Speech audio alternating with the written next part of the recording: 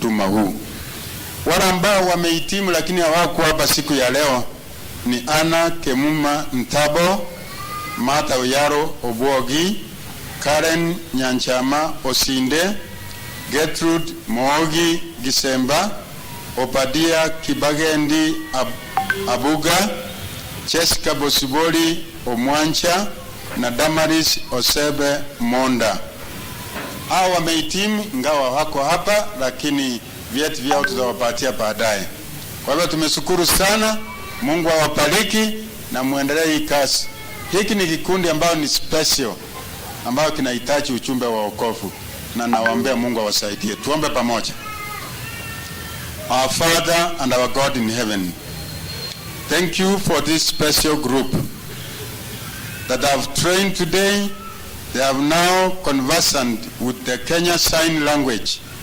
They are able to communicate and interpret this message, the gospel of grace, to these people who have an hearing impairment. What I want to commit this group into your hands, that you may help them, that they may read more from the Bible as they communicate this message to the people with hearing impairment. I commit the church into your hands. God, you bless Pastor, the church leadership, the leaders of the Adventist Prosperity Ministries, that your will may be done, for it is our prayer through the name of our Lord Jesus Christ. Amen.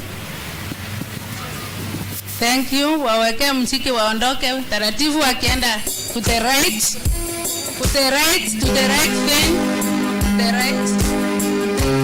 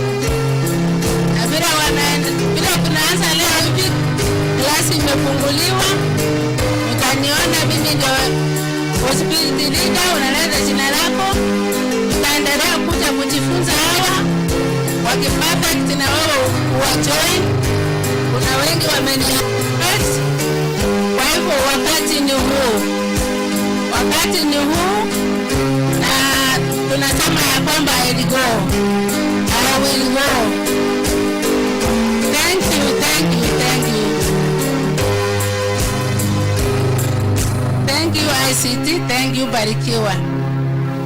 Wakati huu nataka kuchukua fursa hii to appreciate our pastor mwenye ametusaidia sana, amekuwa wa muhimu kwetu kwa sababu amesupport hii ministry sana, kwa sababu ana understand what it means to be prosperity. So pastor, I appreciate you na uendelee hivyo hivyo, na kanisa yote chumra management ya kanisa na wa appreciate sana kwa sababu mumeona umuhimu wa possibility na mmetusupport. Hao watu vile mnawaona hivi ni kanisa imewalipia fee alafu wakasoma. Na ningependa kumleta mwenzetu ambaye ametuwekea hiyo wisdom, ameinstill hiyo knowledge kwetu, ambaye anaitwa Mrs. Oruta Rachel. Tafadhali leo simama upungie kanisa. Huyo ndio mwalimu alitufunza. Mnamuwafia back. Asante. Na ningependa kukaribisha wageni wetu hapa wenye tuko nao, ambayo ni New Life Church Prosperity Department. Ningependa msimame bahari mulipo mtuwafie. New Life Church Prosperity Department. Ebu mwachifu tafadhali, mwachifu, mkiwaambia hivi Mkiwaambia hivi wasalimia hivi, mkiwaambia hivi mnawaambia paa, wanashindwa wametufukuza. Haleluya church. Sasa dana kuna mgeni mwingine ambayo ametoka Gakom, lakini I know soon she's joining our church, who is visually impaired, ambaye ni Nora. You can stand and wave to the congregation. Muwavie back. Asante Nora, you are welcome. Kuna mwingine anaitwa Justin Matunwa, who is possibly physically possible. Physical possible. Anaweza simama atusalimie. Huyo ni mgeni kutoka Matunwa SDA Church. Kuna choirs zetu zote. Kwaya, church kwaya mko wapi? Simama mtuwefie. Church kwaya. Asante. Muna wave back. Women ministry. Simama mtuwefie. Asante. Youth choir. Thank you. Prosperity choir, Kisii, stand it with you. You are welcome, and I want to present a special item. So ninakuja hapa mbele niwalete ambaye wale watahudumu. Mimi mwenye ninaongea ni Margaret Obogi, na wasalimu wa mjambo. Mwenye atatuletea key text anaitwa Elda Peter Aruya, anasakuta hapa wapungie mkono ama aongea akitaka. Amechagua hiyo. Naona kuna watu wengine hawaoni. Elda, wasalimie. Hawaoni, hawatakujibu. Asante. Mwenye atatuletea wimbo ni Daniel Omosa, ni possibility member. Daniel Omosa anaweza kuja wapungie. Move here. So they see you. Anawasalimia mjambo. Happy Sabbath. Happy day. Amen. Mwenye atatuletea special song anaitwa Bodin Motanya. Wapenzi wa Bwana na wasalimu wa mjambo. Na children story ni Depra Nyambane.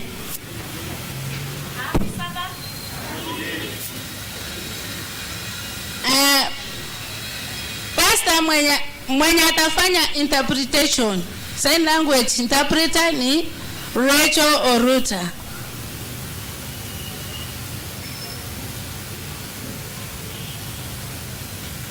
Naona mumeelefuka, asante. Naona mnaweza kujibu, nafurahi sana.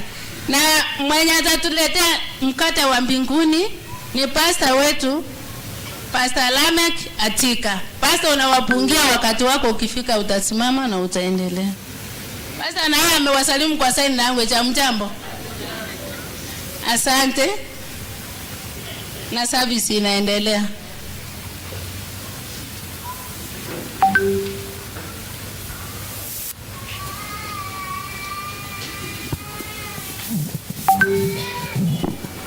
Fungue Biblia zetu kitabu cha Mathayo 25 fungu la 40.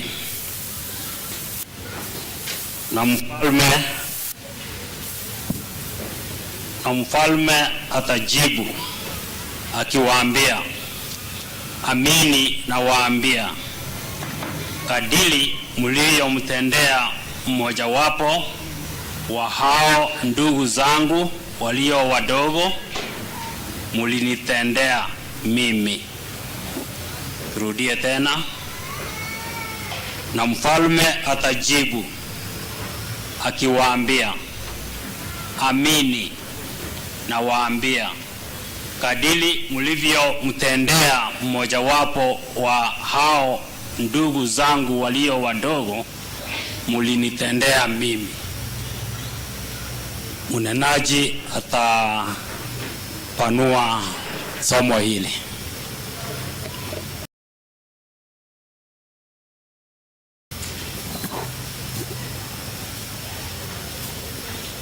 Na wasalimu hamjambo. Happy day. Nyinyi wote mko sawa? Sasa ni wakati wa nyimbo nambari 73 Kiswahili,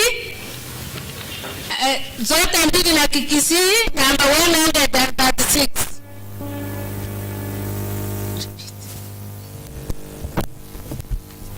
Anarudia song namba Kisii namba 136, Kiswahili namba 73. Na tusimame.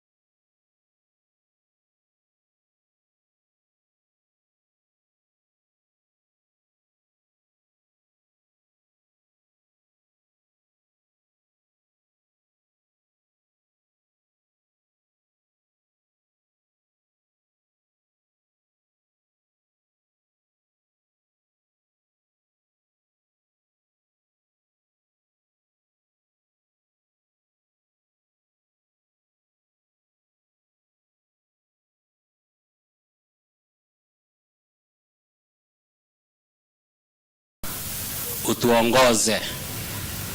Ingawa tuwapitia majaribu mengi na vikwazo vingi njiani, Bwana usituache. Utuongoze hadi tufike nyumbani tupumzike na wewe. Siku ya leo Bwana, jinsi wana wako tumekusanyika hapa, unatujua kila mmoja wetu kwa majina yetu. Utuguse kulingana na mahitaji ya kila mmoja sasa.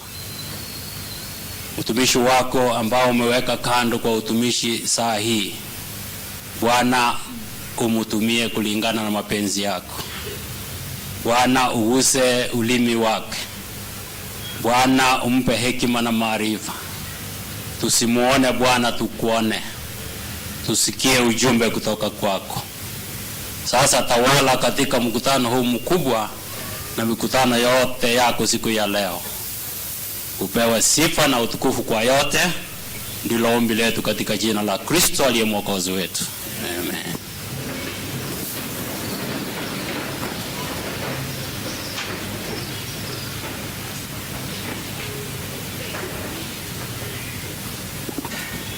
Sasa tumefika wakati mwema wa kutolea Mungu wetu saka na sadaka.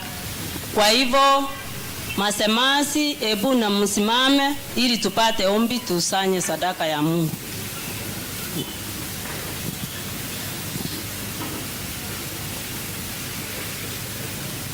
Ebu na tufumbe macho tupate ombi. Mungu, tumekurudishia asanti kwa sababu wewe ni Mungu wetu mwema. Umetubariki tangu wiki iliyopita, tena umetuwezesha tumefika hapa siku ya leo takatifu chema. Baba aishie milele. Sasa imefika wakati ambao tunaenda kutolea wewe saka na sadaka.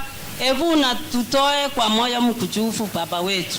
Tumeomba wakati tutatoa, tutoe katika jina lako ili uinuliwe na tupate kueneza neno lako ili kila mmoja aokoke. Tumeomba haya machache katika jina la Yesu aliye mkombozi wetu.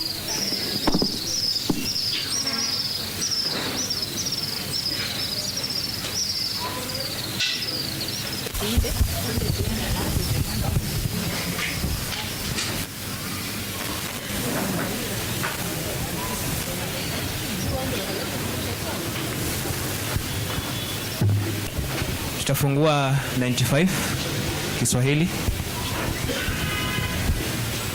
95 95 Kiswahili.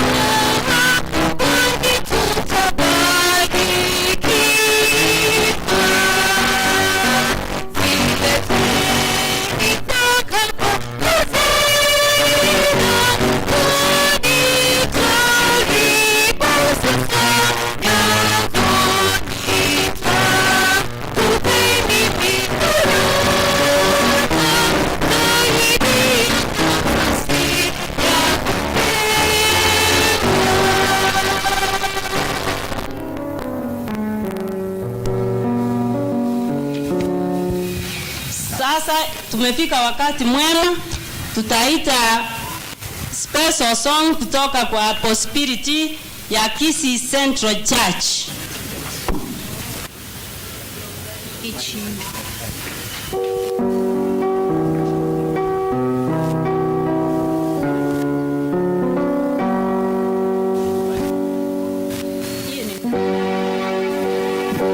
You can join them. You're a Prosperity Ministry, join them.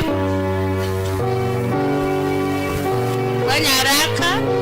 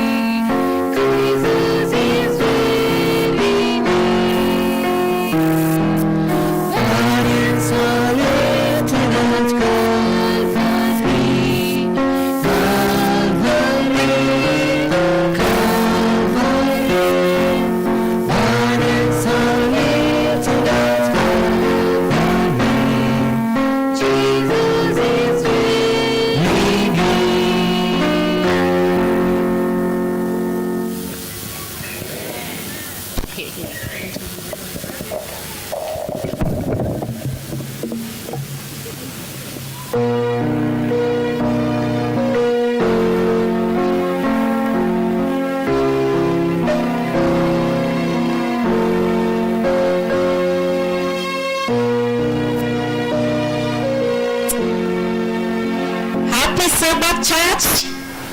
Happy Sabbath children. Watoto, watoto. Watoto, watoto. Kweli wokovu umefika mlangoni mwa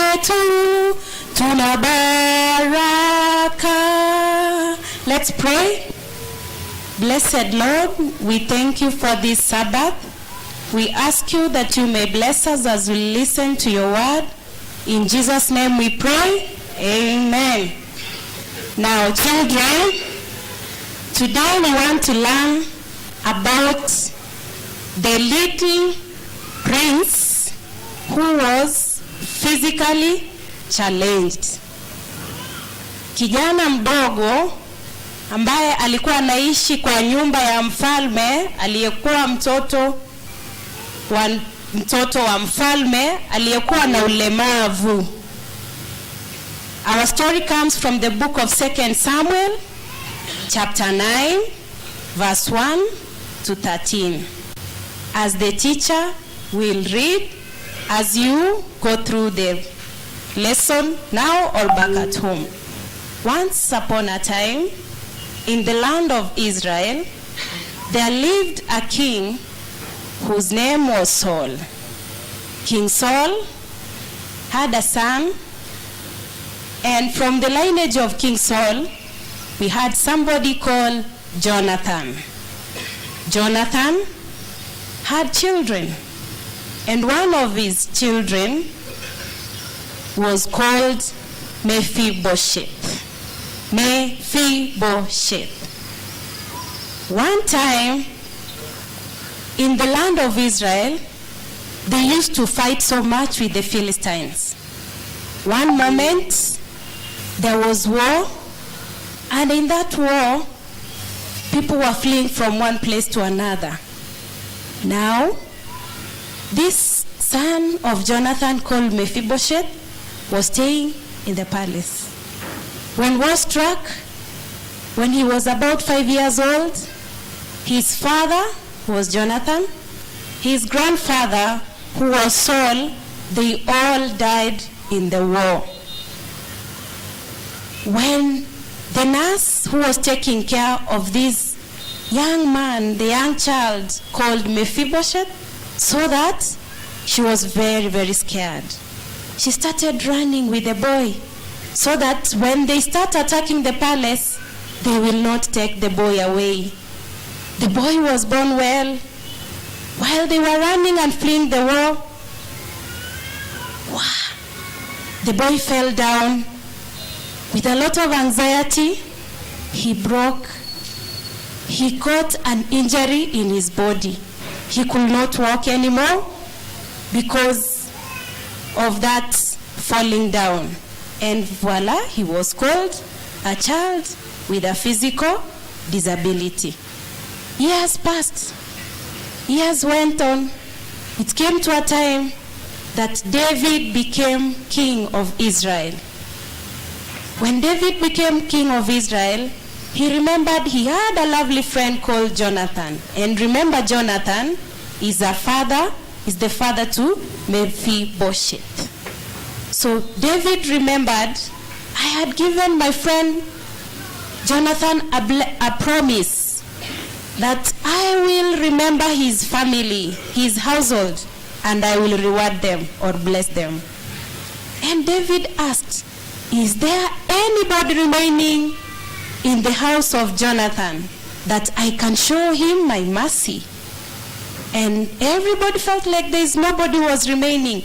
But one servant who was in the house told David, yes, there is a young man who is now crippled, who belongs to the house of Jonathan, but he lives far away. David said, go bring him.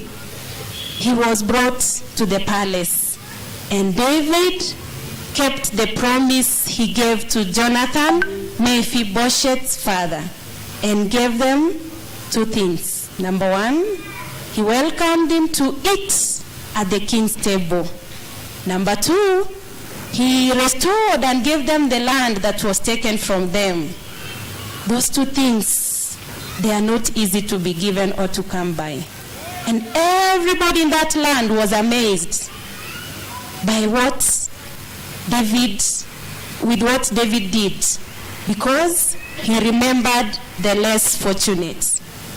What does this story teach us? Number one, Anybody at any stage in life, whether you were born well without any disability, it can come. The young man, when he was a young boy, he just fell down and he developed a physical disability. Number 2 is that we should show love. We should be kind to every person that we meet, regardless of their challenges. David showed kindness to the son of Jonathan, his friend, regardless of his physical disability. Therefore, today, as we celebrate our friends, our family members, our neighbors, and everybody else who is in the possibility ministry, let us remember to show kindness and love, because all of us are equal in the eyes of God. Amen? God bless us. Let's pray. Precious Lord, we thank you. As young children, teach us to appreciate everybody, including those with physical, emotional, and any other disability that we can think of or see. Bless us today as we hear your word, for this is our prayer, trusting in Jesus' name. Amen.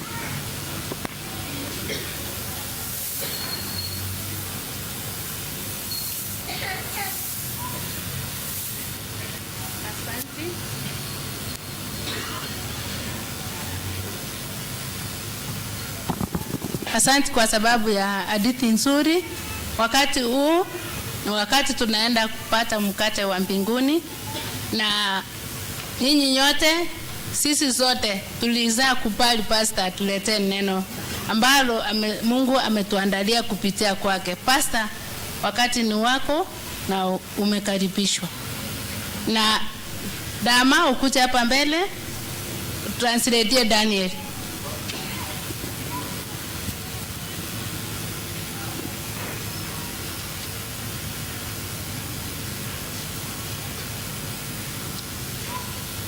Wale wote ambao wana hearing impairment, ninaomba kwamba kama umeketi kule nyuma, uketi hapa mbele, maana ningetaka na wewe upate ujumbe wa siku ya leo. Ukiwa kule mbali, labda utaona vizuri, maana wewe unatumia macho yako kusikia maneno ambayo yanasemwa. Leo tunakuomba kwamba kama uko mbali usonge mbele, kama uko mbele hapa unaona vizuri, ninashukuru sana.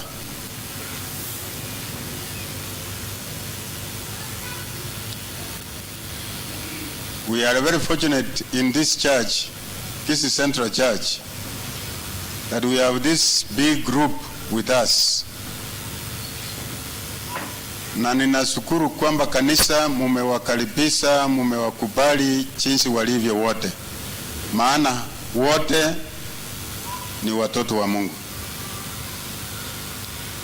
Ni wenzetu, ni binadamu, wanadamu kama sisi, wanaishi kama sisi, wanafanya kazi kama sisi.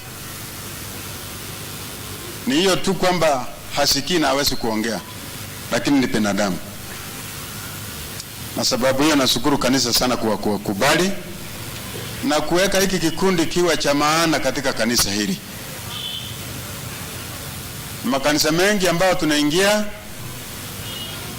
hamuna mtu ambaye anashughulikia wenzetu kama hao. Hata wengine wanasema ile metino ya inogo chiali. Hiyo ni kusema nini kwa lugha ya Kisii? Wanasemaje? Ni hivyo tu kwa Kisii wanasema. Wanaambia pastor ile metino ya wasoko ila uchindonye takitia. Nataka kukuambia kwamba hawa ni watoto wa Mungu, na Yesu alipokuja akafa juu ya msalaba, alikuwa na wazo mzuri kwamba nakufa kwa kila binadamu, including atika ambaye ana masikio na mdomo, na ndugu zetu na dada zetu ambao wana masikio lakini hawasikii, wana mdomo lakini hawaongei, bali Mungu amewapenda jinsi walivyo. Na siku ya leo Nimechukua muda wangu mwingi ili nisome, tujifundishe ni kwa nini tushughulikie hawa ndugu zetu. Nimekuambia katika kanisa kuna vikundi vingi, na humu duniani vikundi hivi ambao tuko nazo hapa kanisani viko kule nje. Tumesema kuna visiwi, kuna kibofu, kuna kilema, kuna kiwete. Unaweza kuhesabu wote ambao tunaona wamo humo duniani, na hao wote ni watoto wa Mungu. Je, tunawaongoja wakuche mahali tulipo ndio tuwahudumie, ama tunaenda kuwatafuta mahali walipo? Utawezaje kwenda kuwatafuta na huelewi lugha yao? Watakapokuwa wakinena na wewe ukinena, mtaelewana? Itakuwaje? Ndio sababu tumeketi hapa siku ya leo. Na siku ya leo nataka tufungue Biblia zetu, tuende katika kitabu cha Mathayo 25, chapter 25. In chapter 25, hapo ndio nitashughulika tu katika chapter 25. Maneno yote yanatoka katika kitabu hicho cha Mathayo 25, na hasa fungu la 40 ndio tutafocus sana, tutazingatia sana katika hilo fungu. Lakini kitambo tufike huko, wacha niwaambie maneno machache hapa ndio tufike katika hilo fungu ambao natarajia tusome. Katika kitabu cha Mathayo 25 kuna themes, malengo mengi katika yanazungumziwa pale, maana it is a parable, na kuna karibu malengo 5 ama mada 5 ama 6, lakini sitazungumzia hayo mengine. Nitachagua moja tu ambao nitazungumzia. Ukiangalia hapo there is a judgment, ukiangalia hapo there is internal punishment ambayo inazungumzia juu ya hell, ukiangalia hapo kuna separation of sheep and goats, ukiangalia hapo there is caring for others, the heart of true religion. Nitazingatia ya mwisho, hiyo ndio nafikiria sana, mada ya mwisho ambayo tumesema caring for others. Kwa hivyo nimeangalia katika kitabu cha Mathayo 25, the headline ambayo nimepeana hiyo sermon yetu ya siku ya leo ni kidogo sana, the list of these brethren. Na fungu leo tumesema ni 25, Mathayo 25 fungu la 40. Ili tufike katika kitabu hicho ya Mathayo 25 fungu la 40, nataka kurudisha nyuma kidogo uangalie kitu hapo. Katika Mathayo 24, Yesu ameketi katika mlima wa Mzeituni, the Mount of Olives, na anazungumzia maneno ambayo yanahusu katika marejeo yake mara ya pili, his second coming, return. Na kwa lugha ya Kimbombo na hii lugha ngumu ambayo watu wanasema eschatology, hiyo ni lugha ambayo mimi sitaki kuzungumzia juu yake saa hizi, lakini tunazungumzia juu ya marejeo mara ya pili ya Yesu Kristo. Unapoanza katika fungu la 24 anazungumzia ishara za marejeo yake mara ya pili. Ukienda 24 fungu la 14 anasema injili itapelekwa katika mataifa yote, kila kiumbe kitahubiriwa, watasikia maneno mema, habari njema. Wakisikia habari ndio marejeo yake ya pili ifike. Kwa hivyo unapoendelea ufike 25 fungu la kwanza, wanazungumzia juu ya wasichana 10. Hao wasichana walikuwa wanaenda kumlaki bwana harusi. 5 walikuwa werevu na 5 walikuwa wachinga. Na kila Biblia inachozingatia sana hapo sio kwamba ni wachinga, la hasa.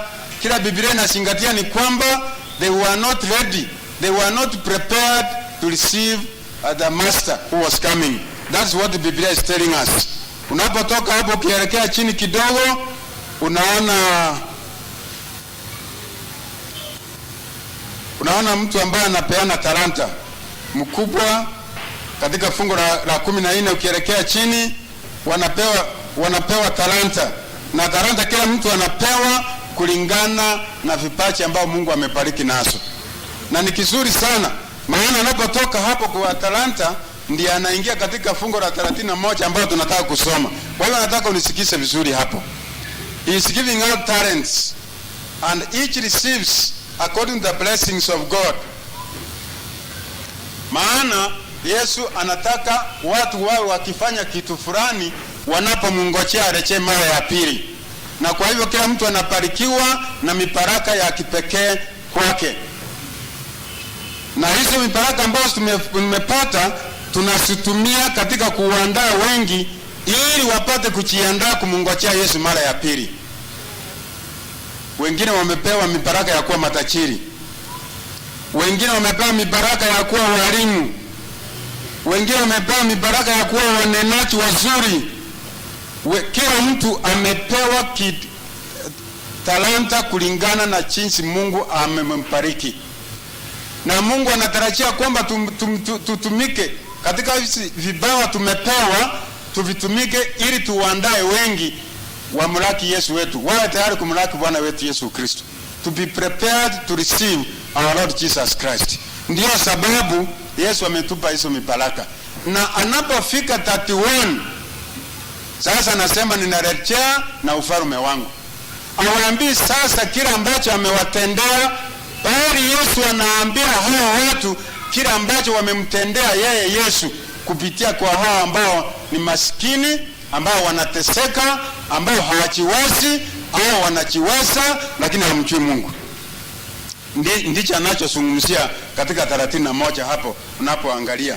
Kwa hivyo unaposoma 25 verse 21, Yesu anaanza kuambia mitume wake, his disciples, ameketi on the mountain of Olives, na anawapatia picha jinsi itakavyokuwa siku ya hukumu. That is the picture he's giving out.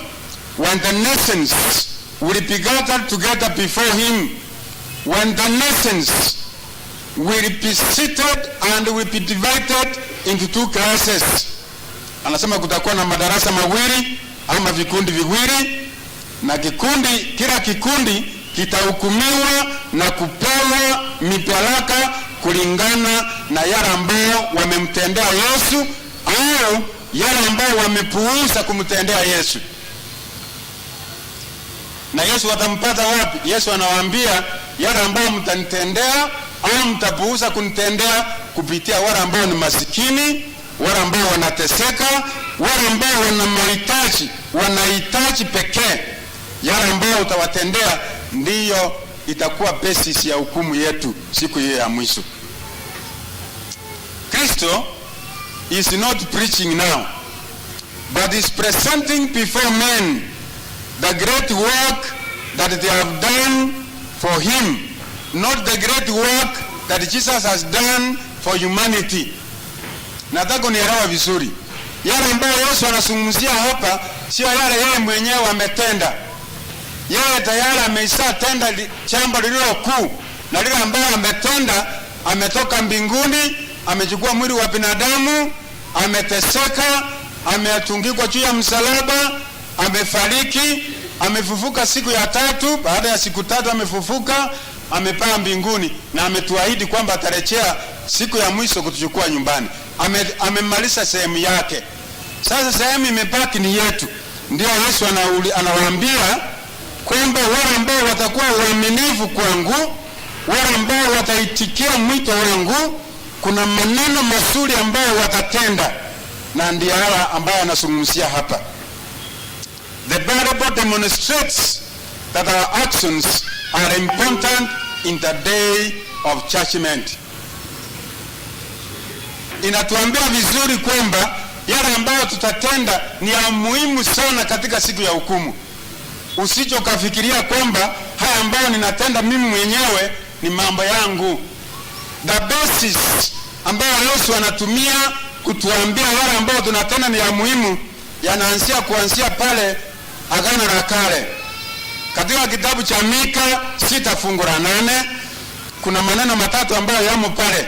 Mika 6 fungu la 8. Mtaenda kusoma nyumbani. Hatutasoma kila fungu maana hatuna muda wa kutosha wa kusoma kila fungu ambao tuko nayo. Kwa hiyo nimesema kitabu cha Mika 6 verse 8. Utapata maneno matatu. Jambo la kwanza, do justly or act with justice toward other people. Work or do things with justice. Jambo la kwanza. Jambo la pili, love mercy or to love being merciful. Jambo la tatu, walk humbly with your God. Haya mambo matatu tutayapata katika hilo fungu. Na mimi nimechukua hilo moja tu la katikati. Nimeacha haya mengine, to do justly, to walk humbly with God. Nimeacha hayo, nimechukua la katikati, love mercy or love being merciful. Jambo la kwanza na la pili linazungumzia uhusiano wangu mimi na binadamu mwenzangu. Maana when you are just, when you are doing justly, when you work with justice, inamaanisha unamtendea mwenzako ama mwenzako anakutendea. Unapokuwa na upendo, unakuwa na upendo kwa mwenzako. Unapokuwa na huruma, unakuwa na huruma kwa mwenzako. Jambo la tatu hili ambao walk humble before God ni kwamba ni uhusiano wangu mimi na Mungu wangu wa mbinguni. Hilo sitashughulika nalo sana. Lakini these 3 principles are the heart of worship. Haya maneno matatu ni ya muhimu sana katika ibada zetu za kumwabudu Mungu wetu na kukaa na yeye, kuwa na uhusiano na yeye. Ni za muhimu sana. Katika agano, hiyo ni agano la kale. Katika agano jipya, unapoangalia kitabu cha Yakobo 1 fungu la 27, kuna jambo pale linazungumziwa about true religion. Na true religion ina maneno matatu naye. Katika hiyo kitabu cha Yakobo 1 fungu la 24, anasema control of the tongue. Anazungumzia jinsi tunavyonena ndimi zetu. Jambo la pili, anazungumzia juu taking care of the poor, kuwashughulikia walio masikini. Na jambo la tatu napatikana pale is rejecting the value system of the world. Katika Yakobo 1 fungu la 27 naye ina maneno mangapi? Matatu. Hiyo ndio msingi Yesu anayotumia ili atuambie kwamba matendo yetu yana umuhimu sana katika siku ya hukumu. Usije ukafikiria kwamba vile ambavyo ninavyotenda havihusiano na hukumu. Havina uhusiano kabisa, kuna uhusiano ulio mkuu. So Yesu anapowawanya vikundi viwili katika kitabu kile cha Mathayo 25 fungu la 31 hadi 46, anapowawanya vikundi viwili, anawaambia kikundi cha kwanza katika mkono wa kulia na kikundi cha mkono wa kushoto. Kikundi cha mkono wa kulia ambao ni kondoo, anawaambia nyinyi mliniona nikiwa katika magereza mkanitembelea. Mliona nikiwa uchi mkanivalisha manguo. Mliona nikiwa na njaa mkanipa chakula. Mliona nikiwa na shida hii mkanitembelea. Mliona nikiwa hospitali mkanizuru pale hospitalini. Alikuwa very serious. Jesus was very serious. Na kikundi cha pili akawaambia, nyinyi mliponiona na njaa mkanipuuza. Mkaniona nikiwa uchi hamkunivalisha. Mkaniona hivi hamkutenda lolote. Nyinyi tokeni kwangu mkaingie katika. Akawafukuza kutoka machoni pake. Akabaki na hao wengine. Na wanapouliza hao wengine, wanapouliza, Mungu tulikuona wapi? Where were you? We have not seen you physically being hungry. We have not seen you physically in thirst. We have not seen you in prison. We have not seen you naked. We have not seen you in the hospital. Sasa Yesu anasema nini? Anawaambia juu ya kazi yake yeye mwenyewe. Yesu anaposimama siku ya kwanza kuhubiri, anapochukua Biblia, anasoma kutoka kitabu cha Isaya, anasoma kwamba Roho wa Mungu ameshuka juu yangu, amenitawasa niende kuwahubiri walio masikini, niwasaidie walio katika shida na matatizo, niwaponyeshe walio wagonjwa. Akasoma maneno. Unapoangalia kitabu cha Luka 4 fungu la 18 hadi fungu la 19, Yesu anazungumzia juu ya kazi yake yeye mwenyewe, na anapowaambia walio mkono wake wa kulia ambao ni kondoo kwamba nyinyi mkaniona nikiwa na njaa mkanipa chakula, anawaambia niliwaachia kazi yangu ambayo mimi mwenyewe nilianzisha. Mimi ndio nilikuwa natenda haya maneno, nanyi mkasikilia hapo, mkawatendea hao wenzangu ambao ni mandugu zangu niliowafiria. Yale ambayo nawaambia, kuna maneno mawili katika kitabu cha Luka nayo 4:18 na 19, ni kwamba the poor who are spiritually suffering, they are poor and suffering spiritually. Kikundi cha kwanza katika kitabu cha pili, they are poor and physically suffering. Maneno haya mawili nataka uyasikize vizuri. Yesu anapowapatia kazi yake, anawatuma kwa watu ambao hawana neno la wokovu, kwa watu ambao hawajapata ujumbe. Kwa hivyo kiroho walikuwa wamekufa, walikuwa masikini, walikuwa uchi kiroho. Kikundi cha pili anawatuma kwao ni watu ambao ukweli ni masikini, hawana kitu chochote cha maisha haya. Anawatuma kwa hao watu. So Yesu anaposema, so when you did this and that to the least of these brethren, he says, you did it to me, you did it to myself.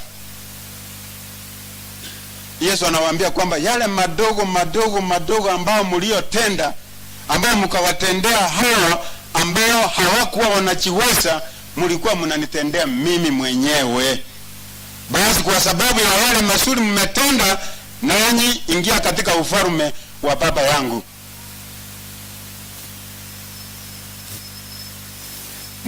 To inherit, sijui kwa Kiswahili, when you are being told to inherit, there is a difference between entering the kingdom and inheriting the kingdom.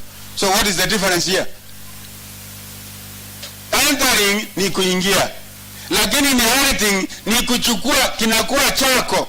It becomes yours. The kingdom now belongs to you. Maana nyinyi mlitaka mimi mwenyewe, ambao kazi ningekuwa hapa ningekuwa natenda, mkatenda jinsi nilivyokuwa ninatenda, jinsi nilivyoanzisha, mkaingia ndani mkatenda. Ni akina nani ambao wanaambiwa thank you? There are two groups here. The first group is corporate, the Church of God, the Church of Kisii Central. Thank you for what you have been doing. Thank you, the Church of Central. Thank you so much. Inherit the kingdom of your Father. It is the church corporate. It is the Adventist church as it were. It is South Kenya Conference. It could be the Union, the General Conference, the body of the church. Thank you for what you have been doing. The second, it is an individual. It is Pastor Tika. It is Margaret. It is Rachel. It is Elder Andy. Thank you for what you have been doing. Inherit the kingdom of heaven. Where is he saying this? You have done it well. The needy people, those who are suffering, those who have been ignored for many years, they have been left suffering from hunger, suffering from thirsty, suffering from nakedness, suffering from homelessness, suffering from sickness, suffering from imprisonment. But you went out and met them at their point of need.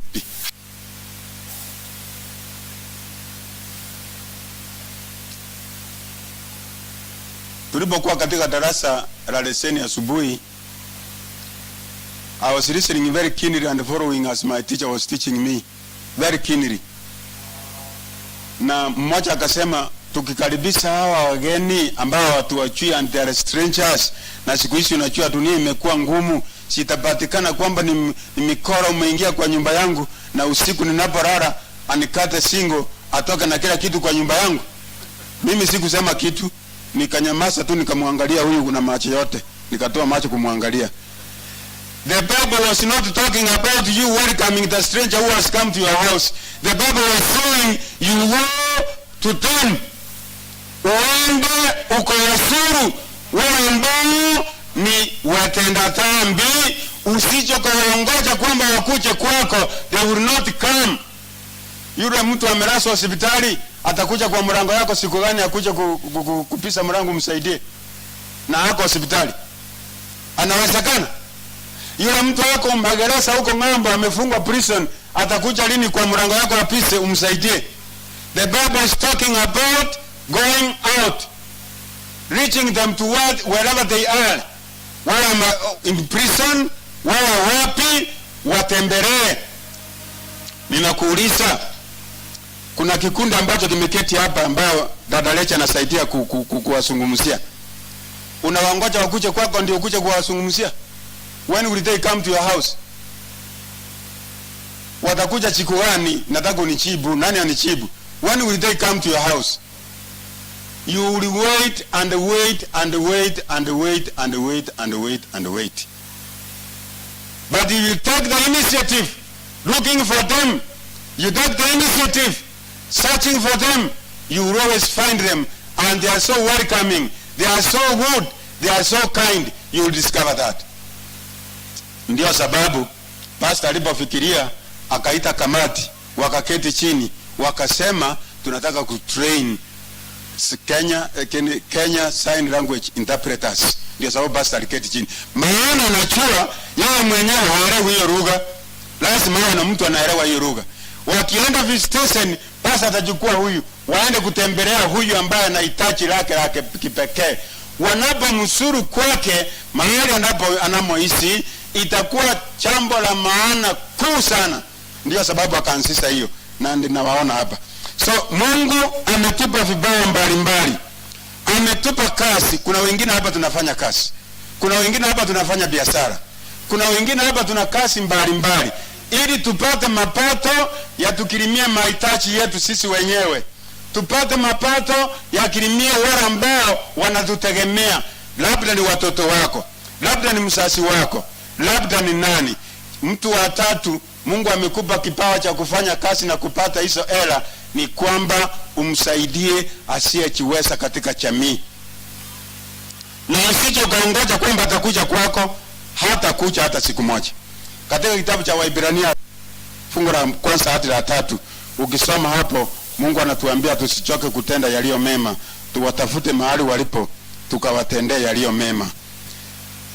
Hapa Biblia Yesu atuambie exactly hawa watu walifanya kazi gani. Ama Biblia yako inasema hainiambii mimi hawa watu walikutana na hao wapi. Kwa mawazo yangu mimi vile nafikiria, kila Yesu ambacho anachotuambia kinaweza kuwa kile ambacho tunafanya kawaida yetu. Hizi gift normal gifts ambazo tunapeana watu. Kuna mtu ambaye anahitaji, naomba gift. Au katika kazi umsaidie mtu katika kuuza nguo, umwambie leo nataka kusaidia kuuza nguo.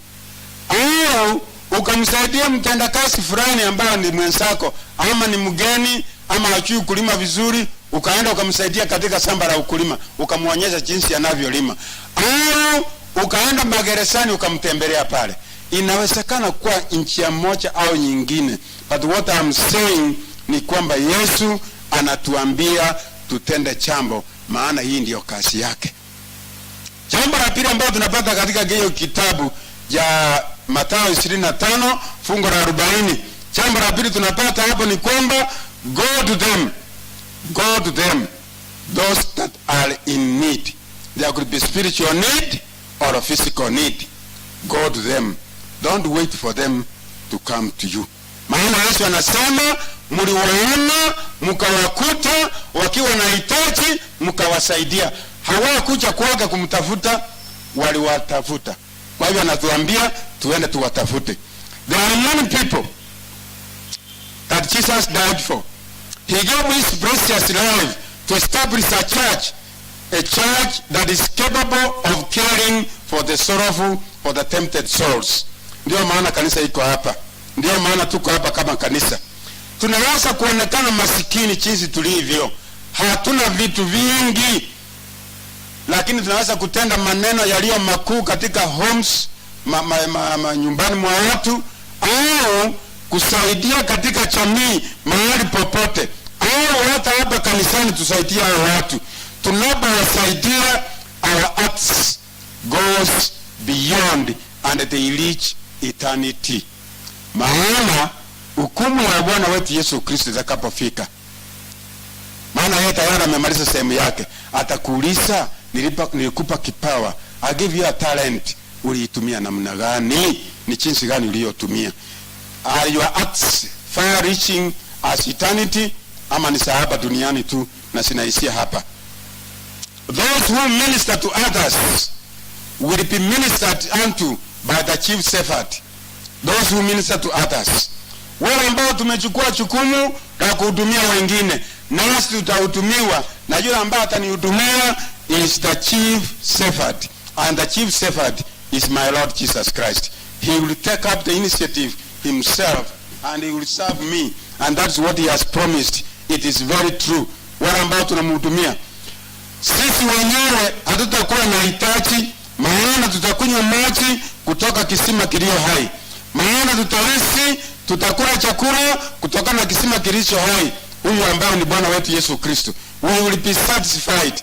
We will not be longing for any other amusement or excitement or other things, but our main agenda, our main interest, our main desire will be the soul that is perishing somewhere that needs my help, my spiritual help, my physical help.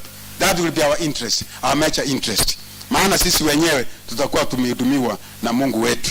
Watu wengi nataka kuambia, they always feel it is a privilege to go to Israel. To do what? To feast where Jesus walked. And when they come back, they did, wewe umefika Israel? Anakuambia, mimi sijafika. Wewe hujaona mambo, wewe hujui kitu. Hujaona mambo. Hujafika Israel. Mimi nimeona mahali Yesu mwenyewe alikanyaga. Nimeona pale bahari alikuwa na keti anafundisha. That is not important, my dear. That is not important. Maana what is important, it is here.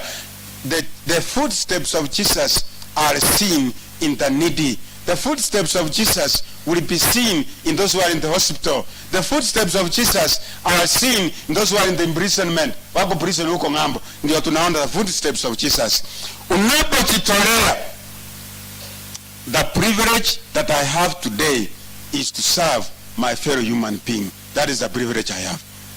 And the greatest privilege in this world. So unapoona hao watu, usicho kumuita Kisii. Unapoona hao watu, usicho kumuita Mauko.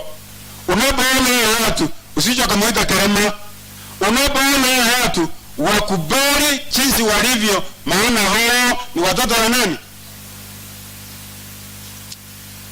Ninakuuliza, ni watu wangapi wanalala hapa kwa street? Umeona watu wamelala hapa kwa street wewe? Ni wangapi umeona? Ni wengi. Umesai jaribu kuchua ni shida gani yako nayo, mbona analala hapo? Msai jiuliza siku nyingine. Waacha hao ambao mnajua jinsi wanavyoletwa huko, waachana nao, maana mnawachua hao. Waacha hao. Umesaenda boma lingine kule nje ukakuta watu ambao wanahitaji, umefanya nini tangu ukawaone? Nimeenda boma moja, nimepata mtoto ambaye ana hearing impairment na amefichwa kwa nyumba. Mzazi anasema huyu hata nikisomesa atanisaidia nini? Hana masikio, hana mdomo, sasa atanisaidia nini? Nikamwambia mimi nipe huyu, ndiye nataka. Mimi atanisaidia. Mtoto huyu saizi ako class 8 pale Mwata Adventist School. Amefika class 8. Na anasoma na ninajua atanisaidia. Kama hatanisaidia mimi, atasaidia mwenzake ambaye ana nini? Anahitaji. Na msaada wangu kwake sio kwamba nataka nisaidie. Msaada wangu kwake ni kwamba tumsaidie ili amchue Yesu Kristo. Hiyo ndio kitu cha maana. Nataka kuambia wenzangu kwamba kuna kitu cha thamani sana duniani ambacho tunataka tufanye. Sio kwamba tuchenge nyumba nzuri, tuishi maisha mazuri, tukule vizuri, tulale vizuri, tuamuke vizuri. I'm telling you, that is not enough. We need to walk in the footsteps of Jesus. where the poor are always robbed of their daily education, the education that they should get concerning the tender mercies of God. Where God has made a provision. That is why he established a church. Ndio sababu kanisa iko hapa. God has made a provision. He has given you knowledge, wisdom on how to do some small business, on how to do some bit of farming, ili wasaidie wasiojiweza, ili upate mapato ya kuwasaidia hao. The provision is from God. But instead of doing it, we have compelled them to feel their poverty, the poverty that narrows their life.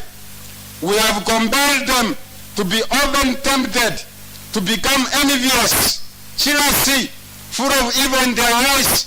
Maana hawachiwasi, wakiona wao unachiwasa, wanafikiria Mungu alikubariki akawalaani, ndio sababu wewe unachifurahisha. Anakuwa na roho mbaya kwako, roho chafu kwako. Sio kwamba anapenda hivyo, ni kwa sababu jinsi umasikini ulivyompeleka, ndio sababu hako jinsi alivyo.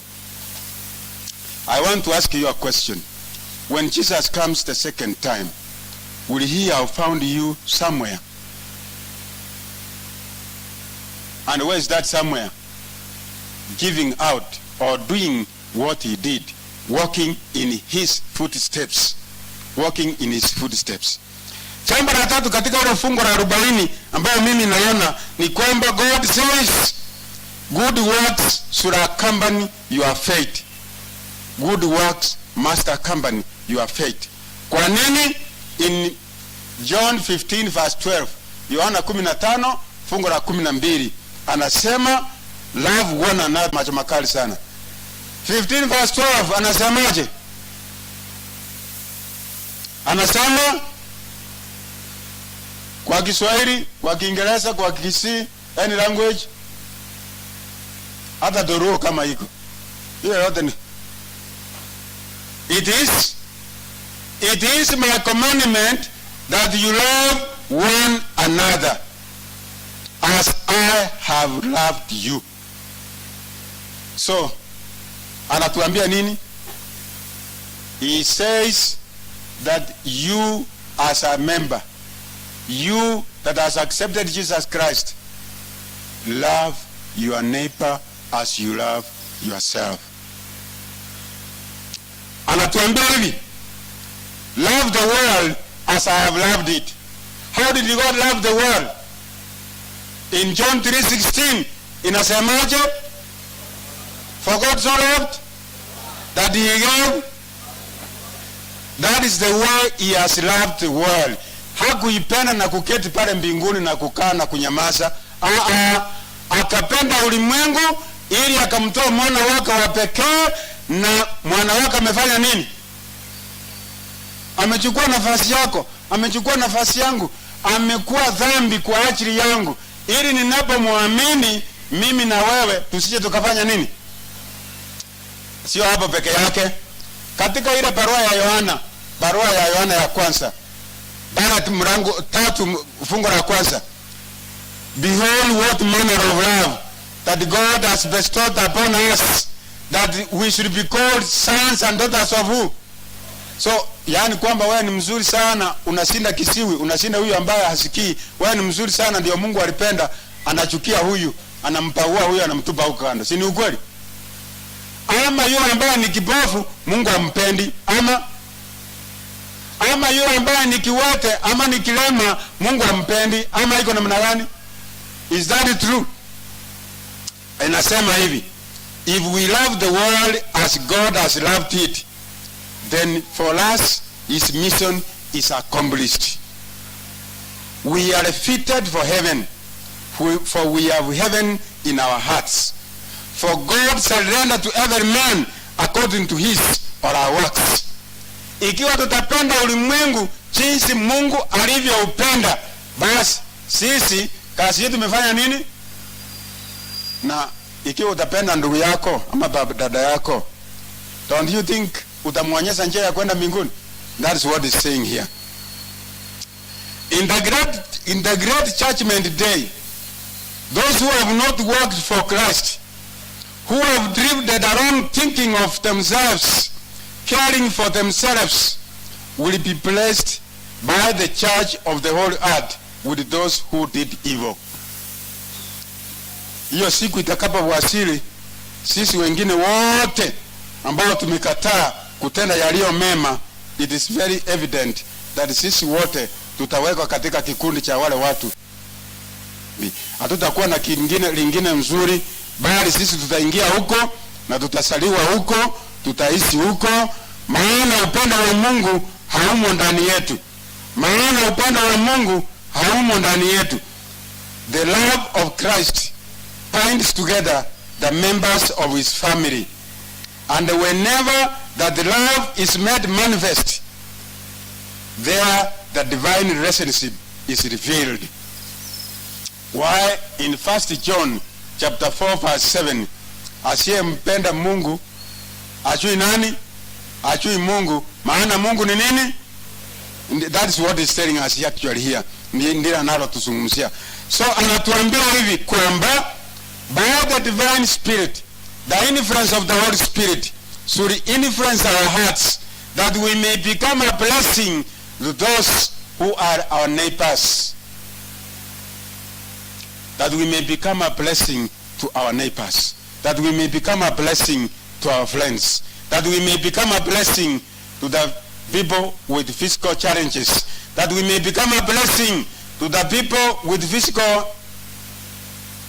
That we may become a challenge to people with hearing. That we may become a challenge, a blessing to those who have no eyes. That we may become a blessing to people who have no legs, who have no hands, who are physically challenged. Yesu atakaporudisha ufalme wake na siku ya hukumu itakapoketi, mimi na wewe tutakuwa wapi? Hello? Mimi na wewe tutakuwa wapi? Maana katika wimbo wetu tulioanza nao, wimbo ulisema namna gani? Nani anakumbuka wimbo wetu tulianzia? Ninakasa mwendo wa kwenda wapi? Mbinguni. So what? So kila siku najaribu kupanda juu. So ninaomba. Unaomba nini? Mungu anisaidie, abariki moyo wangu, ili nitakapokuwa katika mwendo wa kwenda mbinguni, nami niwe na mwendo ulio kama wa Yesu mwenyewe. That is why we have the Department of Adventist Prosperity Ministries, to encourage us, to give us motivation to go out and work for everybody. For these people that we see outside here are sons and daughters of God. May the good Lord bless each one of us as we endeavor to fulfill the promise of Jesus and the commission of Jesus, and we say, I will go in the name of our Lord Jesus Christ.